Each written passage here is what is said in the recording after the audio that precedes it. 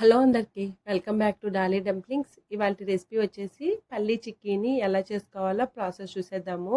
ఈ చిక్కీలు చిన్న చిన్న టిప్స్ని ఫాలో అయ్యి చేశారంటేను చాలా సింపుల్గా ఈజీగా చేసేసుకోవచ్చండి. అలాగే హెల్త్కి కూడా చాలా మంచిది. ఈ పల్లీ చిక్కీలు చిన్నపిల్లల నుంచి పెద్దవారి వరకు హ్యాపీగా తీసుకోవచ్చు. ఇప్పుడు వీటిని ఎలా చేసుకోవాలో ప్రాసెస్ చూసేద్దాము. దీనికోసం ముందుగా స్టవ్ ఆన్ చేసుకొని కడాయి పెట్టుకొని ఇందులో 1 కప్పు వేరుశెనగ పప్పుల్ని వేసుకోవాలి. మంటని లో టు మీడియం ఫ్లేమ్లోకి అడ్జస్ట్ చేసుకుంటూ ఈ పల్లీలని వేయించుకోవాలండి. మీరు మంటని హై ఫ్లేమ్లో పెట్టి పల్లీలను వేయించారంటేను ఇవి మాడిపోయే ఛాన్సెస్ ఉంటుంది. అలాగే లోపల వరకు సరిగా వేగవండి. సరిగా వేగనట్లయితేను పల్లీ చిక్కీలు అనేది టేస్ట్ అంత బాగోదు.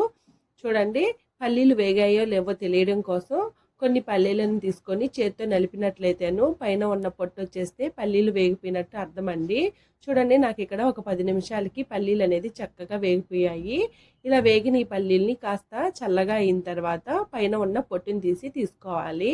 ఇప్పుడు ఏదైనా ఫ్లాట్గా ఉన్న ప్లేట్కి 1 టేబుల్ స్పూన్ వరకు నెయ్యిని అప్లై చేసుకోవాలి. చూడండి, నేను ఇక్కడ వీడియో క్లిప్లో చూపించే విధంగా నెయ్యిని ప్లేట్ మొత్తానికి స్ప్రెడ్ చేసుకోవాలి. అలాగే చపాతీ కర్రకు కూడా నెయ్యిని అప్లై చేసుకోవాలి. ఇలా చేయడం వల్ల చిక్కీలు అనేది ప్లేట్కి అంటుకోకుండా వస్తాయి. ఇప్పుడు దీన్ని పక్క పెట్టేసుకొని ఒక మిక్సీ జార్ని తీసుకొని జార్కి ఎన్ని సరిపోతాయో అన్ని పల్లీలను వేసుకొని కాస్త పలుకు ఉండేలాగా మిక్సీ పట్టుకొని పక్క పెట్టుకోవాలి.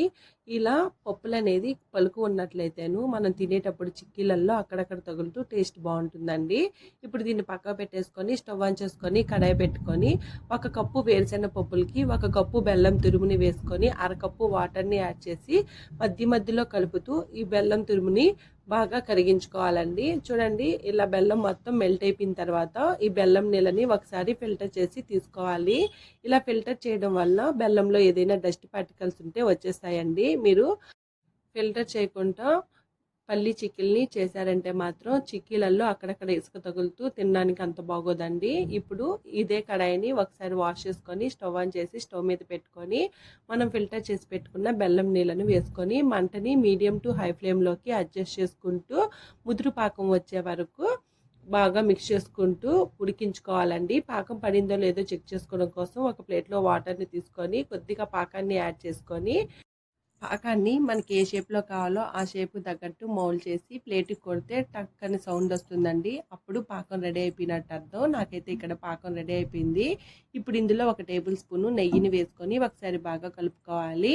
ఇలా కలుపుకున్న తర్వాత మనం ముందుగా మిక్సీ పట్టి ఉంచుకున్న పల్లీ పొడిని యాడ్ చేసుకోవాలి. ఇందులోనే 1 టేబుల్ స్పూన్ ఇలాచీ పౌడర్ని యాడ్ చేసుకోవాలి.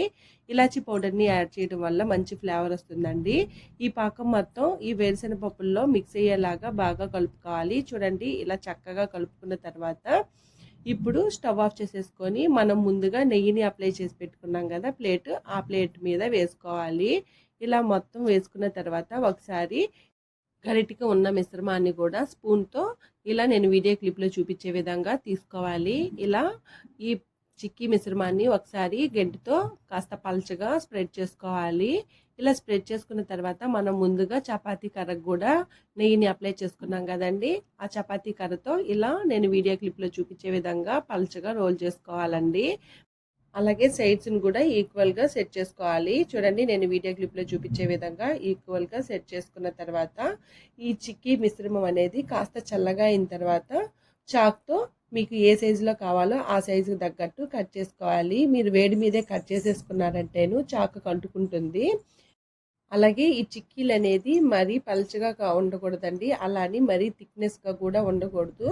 చూడండి, ఈ విధంగా కట్ చేసుకున్న తర్వాత ఇది పూర్తిగా చల్లారిన తర్వాత మాత్రమే నేను వీడియో క్లిప్లో చూపించే విధంగా సైడ్స్ని కాస్త లేపినట్టు చాక్తో తీసామంటేను ఈజీగా చిక్కీలు వచ్చేస్తాయండి. వీటిల్ని అన్నిటినీ తీసేసుకొని ఏదైనా ఎయిర్టైట్ డబ్బాల్లో స్టోర్ చేసుకుంటే 1 వీక్ వరకు ఫ్రెష్గా ఉంటాయి. చూసారు కదా పల్లీ చిక్కీల్ని ఎలా చేసుకోవాలో ప్రాసెస్ ఏంటో. ఈ వీడియో మీకు నచ్చితే లైక్ చేయండి, షేర్ చేయండి, కామెంట్ చేయండి.